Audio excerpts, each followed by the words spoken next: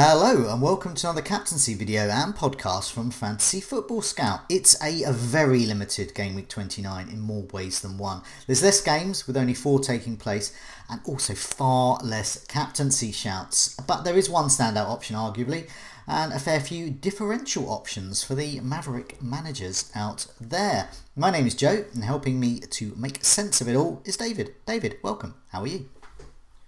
Yeah, very good. Thanks. As you said, a little bit uninspired though with this captaincy conversation this week, especially off the back of basically everybody we talked about last week. Pretty much everybody blanked, didn't they? Yeah. I suppose. So I captained. In the end, I actually went for Fernandes. Just I was kind of like the idea of looking at the fact that he tends to take up a slightly more advanced role when some of the key names ahead of him aren't so involved or fit. Didn't pay off, but No. it sort of did. Against anyone who captained, say, Kane, because I got 3 points doubled up to 6 rather than 2 points doubled up to 4. So small margins and small victories. That's just this season in a nutshell. Yeah. So Yeah, I ended up captaining Salah. I was going to get rid of him, but I thought, well, I'll keep him because of Wolves' defence. I mean, they did indeed concede. But Salah, once again, he's just not living up to that price tag. And if I had got rid of him, I would have captained Fernandes, I think. And I probably would have got the likes of Aubameyang or Bale in, who would have got me even less points than Salah. So, we move on. Let's march on to Game Week 29. Well, let's have a look at these fixtures. We've got 4. We've got Fulham, Leeds, Brighton, Newcastle, West Ham, Arsenal, and Villa, Spurs. It's not massively inspiring. Nevertheless, there are potential gains for those with a free hit chip and also those who want to target some differentials. But we're going to talk about more on that in the Scoutcast, which takes place tonight, which is Tuesday at 8 o'clock. So do watch that, and you can watch that back during the week as well. But this is all about the captaincy. So, well, let's just start with the main one, really. I've just written in the notes, let's preempt the comments. We're all going to captain Harry Kane. Bye. But let's speak more about why we're so interested in Harry Kane. But is it that simple? Harry Kane or bust? I probably, yeah. I mean, just to give some additional context before we get into some of the details of the whys. The view of Captain Harry Kane is already quite widespread based on the Fantasy Football Scout captain poll put up on Monday, and already Harry Kane is on 60% of votes basically, and in second place is Aubameyang on 7.9%. So he has an incredibly one-sided majority there. Landslide victory. Yeah. So at the very least, everyone's almost going to captain Harry Kane like nuclear deterrent, right? If you don't captain Harry Kane and he goes nuclear, then you're in trouble. But that's not to say he's a bad option. That's not to say that everyone's just doing it because everyone else is. For me, the key here is actually the fixture itself is Villa. So I always like to have a look at the teams that have defended the worst over the last 4 matches for these captaincy videos. And while Villa aren't the worst, they are technically the worst of the teams that are playing this week. Sorting the whole division by expected goals conceded from the last 4 matches. Sheffield United, Burnley, Wolves, Crystal Palace, Newcastle, West Brom, Southampton, Leicester are the bottom 8. And then you get Villa. So they're 9th worst. But that is the worst of teams who are in action this week. When you also look at big chances conceded over the same period, it's 7. And the teams that have conceded more than them are West Brom, Newcastle, Everton, Southampton, Wolves, Burnley, Sheffield United, all not playing. So, as I said, they are their joint worst with, actually, ironically enough, Fulham, Leeds and Arsenal, who are all also playing this week. But, of course, Fulham, Leeds and Arsenal aren't really playing anyone who has the pedigree of someone like Harry Kane. Yeah. So in the last 4 matches, so same period, he's 3rd best for minutes per expected goal involvement. He's 2nd in the league for shots on target. He's joint top for big chances. Now, that doesn't necessarily mean he's guaranteed to score, because of course he had similar stats going into the North London derby and didn't. But when you make these captaincy decisions, I'm the kind of person that feels a lot more comfortable captaining a player with those sort of stats, so that when it doesn't go well, then you can only really blame Harry Kane or Jose Mourinho or someone else other than yourself. The stats for him are very good. Now, the only thing that slightly concerns me a little bit about Spurs is it is definitely worth holding on to see what happens with Son and his injury latest, because he is a massive part of what makes Spurs' attack tick at the moment, because he has now everyone's role in the Spurs team, I feel like, has shifted considerably over the last 12 months. There was a point when Harry Kane was the creative force. That seems to have subsided a little bit. He's still, six key passes, last four, 2 big chances created. That's not bad for a forward. But Son has just absolutely skyrocketed to be the creative outlet for this team. So in the last 4 matches of players who are in action in game week 29, he's behind only Rafinha for total key passes with 10, is Son. And he's miles ahead for big chances created with 6, which is double second place, who are Ollie Watkins and Jacob Murphy. Yeah. So if they don't have Son, then there is a part of me that thinks maybe Kane doesn't get the delivery that we need him to get for him to do well. It's annoying because even if he's not classed as fit, I'll probably still captain Kane anyway. Yeah. But it is very much at the back of my mind in terms of the fact that there's a doubt over Son makes me think about, are there upsides of maybe some other players, but of course the pool for that is quite limited. Yeah, I mean that's what I'm looking at really. It's if it was a normal game week and you think, oh well, I might go for a Chelsea asset, I might take a look at, I don't know, a Liverpool attacker, a Manchester United, Fernandes, for example. But we haven't got those. I mean, it's in terms of. So I'm putting some stats up on the screen for each match we're going to talk about. We've got, these are last 4, which is all the stats you've been talking about as well. The last 4 matches. And so I've filtered them by expected goal involvement, and Kane is far and away the best option if you go by expected goal involvement. And you mentioned some of those other stats about shooting on target as well and creating chances and big chances as well. But his expected goal involvement is nearly 4 goals, which is far higher than anyone else. It's almost double, I think, the next one. Certainly in this fixture, Bale is your next bet. He's expected to have been involved in 2 goals. In fact, scored 4. Son is your creative man. 10 chances created, expected to be involved in a couple of goals, mainly through assists, really. And then in this match, and we're going to see with the other matches as well, you're at the barrel scraping time in terms of the captaincy. You got Ollie Watkins, no big chances, expected to be involved in about 1.5, 2 goals maybe, no goals. So possibly underperforming, but without Grealish. So Grealish is going to be the key. Grealish is going to unlock Villa's creativity and attack. So Watkins could be an option if you're a Maverick. Captaincy punter. Traore, I think he collided with the advertising hoardings in the last game, I think. So whether he's fit again. El Ghazi is an option. But once again, we're talking about captaincy here for that. It's just Kane is far and away. Got a picture up there of Son being taken off injured. Will he be fit? Won't he? I think, judging by Mourinho, we're never going to know. And even whatever he says, I don't believe it. He could say he's out for a month and then he'll turn up and rack up 4 assists for 4 Kane goals. He could say he's absolutely fine and then not show up and turns out he's out for 2 months. We don't know. And that's what you're getting. The handy thing is this week we've got the Europa League. So that is helpful because it gives us just an additional sort of, it's like a sneak peek, isn't it, what we can expect. It means we get 2 press conferences so we can maybe track his progress a little bit more. I mean, the way it will work probably is that we'll get a press conference on Wednesday about Son ahead of the Thursday game. Then we'll get maybe some pre-match comments if he is or is not involved. Then we'll get some post-match comments because chances are, because this has happened a fair few times recently, that the post-match for the Europa League acts and as a double-up. So that it's also the pre-match for the following game. Okay. So they will be the windows in the week when you can have a look at Son. So it's worth keeping an eye on that. But just while we're on the subject of Son, it's worth pointing, because there will be lots of people who haven't, of course. I mean, he's still in over 50% of teams, I think. I think he should probably still be talked about in the captaincy conversation if Mourinho says in his Wednesday press conference that he is fit. If he's like, he's fine, then I think he all of a sudden comes into the conversation, because we've already talked about his assist potential, which is very strong.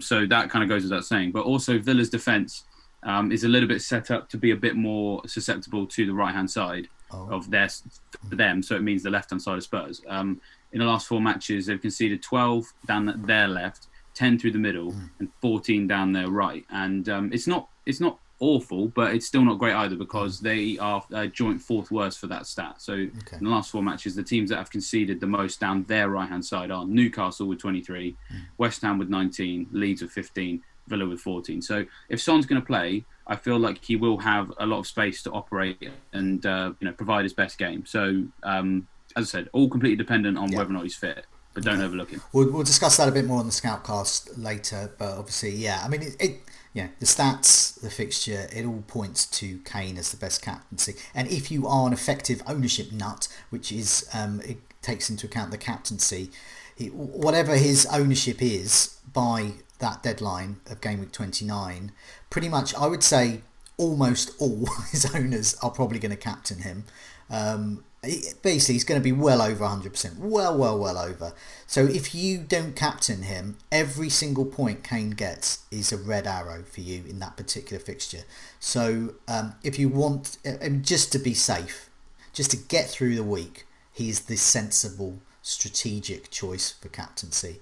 But there are other options, especially if you're a bit of a maverick. So let's move on. Fulham and Leeds. This looks like the Mavericks' choice, really. Rafinha for Leeds would be my pick, and Maja for Fulham, I think, would be an option there. And the figures we got on the screen there for expected goal involvement. Rafinha is expected to be involved in a couple of goals. He's had a big chance. He's been involved in one goal, but he's created 11 chances and 7 shots inside the box. So, I mean, he is due by the underlying stats. And Maja at in attack, 2 big chances. Expected to be involved in a couple of goals. He hasn't actually scored, and he's had a couple of chances created there. But we've seen Leeds' defence. They did work well against Chelsea, but can they travel and do that in London, which they haven't done so far? So what do you reckon? The Mavericks' choice of fixture for the captaincy? Yeah, possibly. I mean, I think the London thing is a weird one. I mean, yeah, Bielsa seemingly can't seem to do it against London teams. But I mean, I think with this week, I wouldn't be surprised if he struggled again because Fulham have defended really well recently. I mean, I've got to be honest, I wouldn't be tremendously shocked if this game's a 0-0, just because of the way that Fulham have played recently. I know that they kind of capitulated against Man City, but I think that the best of us would. In the last 4 matches, Fulham's XGC is 4.81, which is, I think, 9th highest or 9th best, I should say, in the league. But prior to facing Man City, they were in the top 5. And it's not exactly unheard of for teams to have decent expected goal conceded stats, then face Man City, and all of a sudden they get skewed in one direction. Without Bamford, we haven't really seen Leeds play without him as a centre forward too often this season. So if Leeds are going into this game without Bamford, then arguably I think that has to sort of make Rafinha less of a decent option than before, even though Bamford, I know, can miss a fair number of big chances. But I think generally speaking, Leeds as a team are very good at missing big chances. I mean, anyone who's owned Rafinha recently will know how annoying it has been to own him because he really should be posting massive hauls every week. But what's kind of letting him down is everyone around him. We don't mind so much when our guy goes through and hits the side netting because he's done that once or twice. But it's when Rafinha is creating ridiculously high number of chances every game, and Liam Cooper I think he got 3 shots on target in one game, all of them saved by the goalkeeper or blocked by a defender or whatever. As I said, Bamford is guilty of missing these even if he plays. We could see him spurning some chances. So for me, I probably wouldn't look to a Leeds player personally, because for me, the best kind of maverick decisions are when you unearth some kind of statistical kind of little opportunity that perhaps other people haven't seen. And so then for me, I can't see that for Fulham, really, because they have defended so well, with the exception of the City game. But if anything, I think what happened in that game will make Scott Parker kind of even more determined to make sure they get back to their best for this game. So, yeah, for all I know, Leeds will go and score 3 goals now. But it's just in terms of predicting what feels like a decision that you should make for this game. It's just there isn't enough there for me to suggest that I could guarantee there's going to be a big haul in either direction, to be perfectly honest. Because even though Leeds' defence, you can't trust Fulham to score goals either. So 0-0 for me, I reckon, this one. Yeah, okay, well that's so not a rival for Kane, to put it mildly. Let's move on. West Ham against Arsenal. So, well, we've got some better teams in terms of attack and defence. Odegaard, Aubameyang, possibly for Arsenal. The Aubameyang deal is that he was reportedly late for training, and this is something he's got a habit of doing, and was disciplined by being moved to the bench for the North London derby. That matter apparently has been dealt with, and now he is free to go. So there's no reason to suggest, apart from normal rotation that you get with Arsenal, that Aubameyang won't start. The figures we got on here: expected goal involvement again. Antonio for West Ham, he's your man, expected to be involved in 3 goals, had 3 big chances, and Aubameyang is expected to be involved in 3 goals. As he said, in fact, scored 4. So those two, perhaps, dare I say, young Jesse Lingard could be an option for the Maverick captaincy punters out there. What do you think? Is this a bit better, a bit more of a rivalry for Kane for the captaincy? Yeah, no, I think this fixture is the one that, for me, has the most viable alternatives to a Spurs asset. Jesse Lingard actually is, I think, my favourite from who's available here. Dare I say it? As everyone knows, I love looking at the stats tables, and he's been performing really well on them basically ever since he arrived at West Ham. So if we look at the last 4 matches, the person in the Premier League with the most shots on target in that period of time is Jesse Lingard with 8. The quality of the chances that are coming his way are relatively decent as well. So he's had 3 big chances, which is joint second best for anyone playing in Game Week 29. He's had 9 shots in the box. Again, we're in similar territory there. Aubameyang's had 9 as well, and then the only players above him in their last 4 matches for shots in the box: Iheanacho, Ashley Barnes, and Callum Wilson, who 2 of those definitely aren't playing, and Callum Wilson probably isn't playing. So, of the people who are involved, he's one of the most persistent shooters. He's one of the most persistently getting bigger chances, and he's one of the most accurate as well, 61% shot accuracy, and that to me is quite exciting. And of course, he plays on the left-hand side of West Ham's attack. And while Arsenal's defence isn't dreadful, it is clear there is a slight skew to their right-hand side that is worse than their left-hand side. So I'm sort of pointing a finger here at Bellerin and Cedric, I suppose, as opposed to Tierney. Tierney is obviously, I think we all agree he's a better player than those 2 in terms of complete player defensively and going forward. So in the last 4 matches, Arsenal conceded 6 chances down their left. They've conceded 7 through the middle and 10 down their right. As I said, it's not awful. It's about mid-table, that stat of 10 down the right. But there's a clear leaning towards the fact that they are worse at defending their right-hand side. West Ham are clearly more effective on their left because of Lingard. So I think there's a nice little matchup there for Lingard. And the form that he's in, he has been quite consistently delivering points. He looks good whenever he plays. Whenever he played for Man United against Arsenal, it was a team that he did well against. So I think if we're looking for what we were talking just now about a maverick pick, for me, the best maverick picks are highlighting some of those stats I just mentioned and then backing that rather than something else. So that, to me, looks exciting. But as I said, this match itself, I think, still lends itself to an additional captain, perhaps maybe with Aubameyang as well. Again, it's another really quite nice matchup. Now, it sort of depends on where he's going to be involved because he has played through the middle. But Lacazette obviously got his goal in the North London derby. So, I feel like there's still a possibility that maybe Lacazette could play through the middle and perhaps Aubameyang could play on the left. I'm not saying it's definitely going to happen, but it could. In the last 4 matches, Aubameyang, in terms of minutes per goal involvement, he's the best of anyone who's involved in Game Week 29. He's second only to Iheanacho, of course, isn't playing. So his minutes per expected goal involvement is actually better than Kane's now, 1 every 91.4 minutes. He's had 4 big chances in the last 4 matches as well. So that's the joint best of anyone playing in this particular game week. And then again, without wanting to sound like a broken record here, there is a nice matchup for West Ham's defence for him because in the last 4 matches, West Ham have conceded 19 chances down their right, which is Fowles flank. The only team to have conceded more over the same period is Newcastle. And I don't really think anyone is going to be going for a left-sided Brighton player. A left-sided Arsenal player is perhaps maybe one that's more looking at. But to be honest, even on that subject, Kieran Tierney is definitely going to play on the left. So there's going to be joy for Arsenal down their left against West Ham's right, and I feel there'll be joy down West Ham's left, down Arsenal's right. So I think there's going to be a lot of areas exposed in this game that could create quite an open-ended game, and that usually ends up with players of high ceilings. So I think both Lingard and Aubameyang can have a good week this weekend. It's Lingard I'm looking at over Antonio, and if I was minded not to captain Kane, I have to caveat that all the time. But if you are the kind of manager that wants to ignore Kane for the captaincy, Lingard and Aubameyang, I think, are the standouts this week in terms of present form.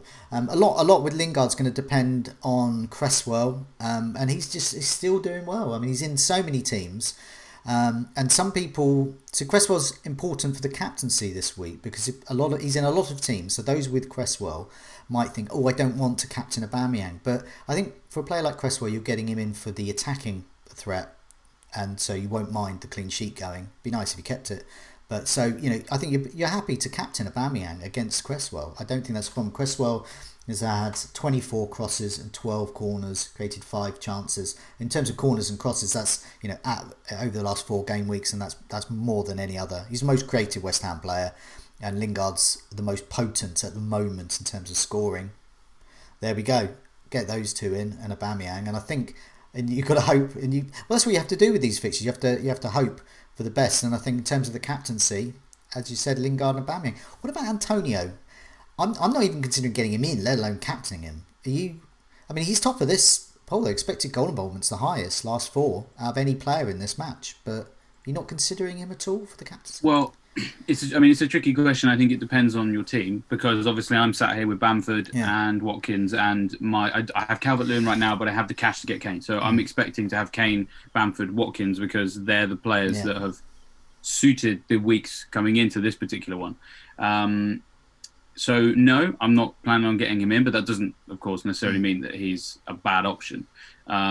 He is very good at getting in the right areas at the right time. That's why his expected goal involvement is so high. West Ham are quite good at getting the ball into the 6-yard box or somewhere close to it within the penalty box. So if you have an opening up front, I don't think Antonio is a bad shot at all, and he tends to do better than you expect in the big games against the bigger teams.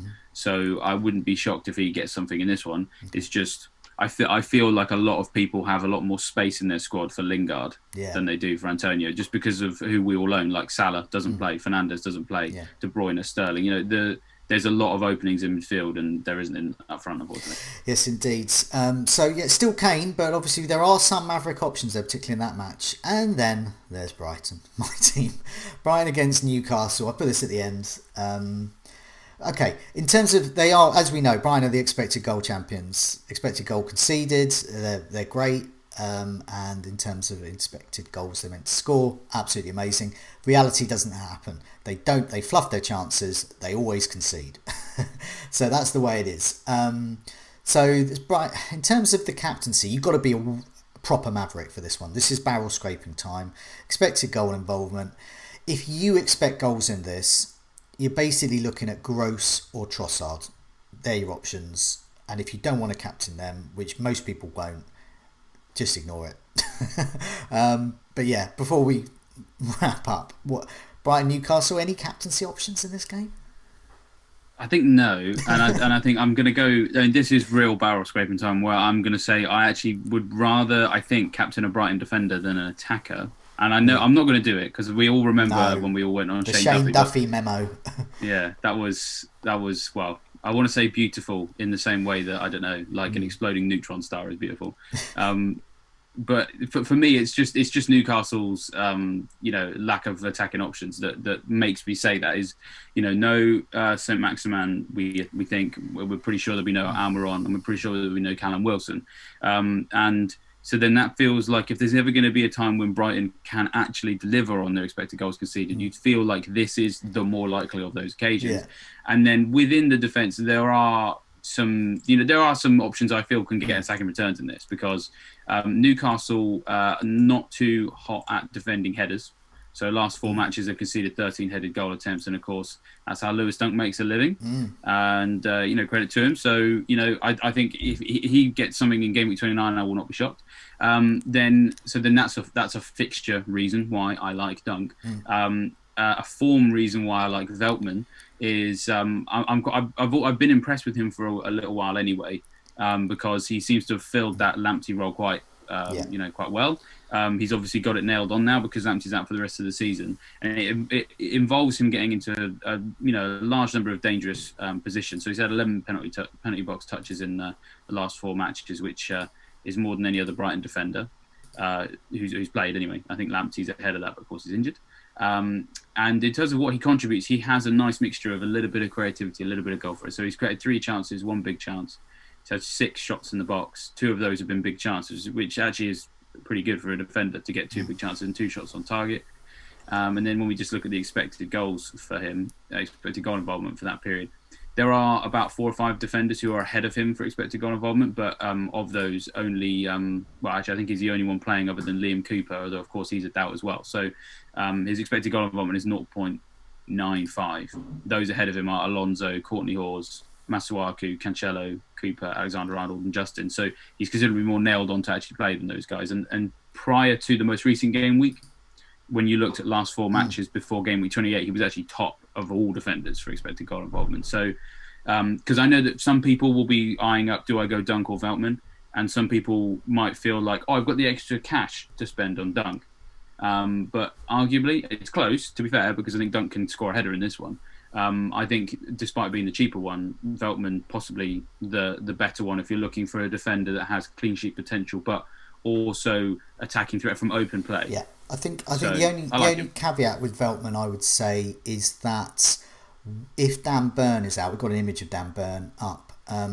If he is out, then they might go for another alternative at left back, which was Zakiri, who is if you look on the Brighton transfer listing, he's a striker, he's cheap. And therefore Pascal Gross was playing on the other flank, and there was 3 at the back. He was playing right wing back, and Veltman was shifted to the left of the central 3 centre back pairings, which basically, so his attacking threat went whoom, down. So all that went before will go if you see the 3 at the back with Veltman as one of the 3 centre backs alongside Lewis Dunk. In that case, I would say Lewis Dunk is the one. But anyway, I think he would be anyway in this fixture, because as you said, he's just the aerial threat there. But yeah, I would favour, just because we don't know what's going to happen with the formation for this particular one, Dunk over Veltman. But yeah, I mean, yeah, last 4, and if Veltman is playing in a fullback role, yeah, he is a better option. But I don't know whether that's going to happen. It's hard to tell. It's Potter rotation. Yeah, that's true. Before we wrap up, I'm just going to put some other figures up. We'll look at these more in detail at the Scoutcast. But these are expected goals and big chances conceded. So the top one is the best attack, essentially, and the bottom one is best defence over the last 4. So obviously you can see the likes of City, Chelsea, Manchester United. We're not bothered with them. All we're interested in the teams we've got for game week 29. And you can see there that Brighton are the XG champions. So if you want to captain a player, this is why I would probably go for either Gross or Trossard, because their attack is so strong for this particular fixture. Then you've got Arsenal and Tottenham and West Ham. So these are the attacks, these are the captaincy you should look at. And in terms of big chances conceded, the best ones here are Brighton. So don't captain a Newcastle player.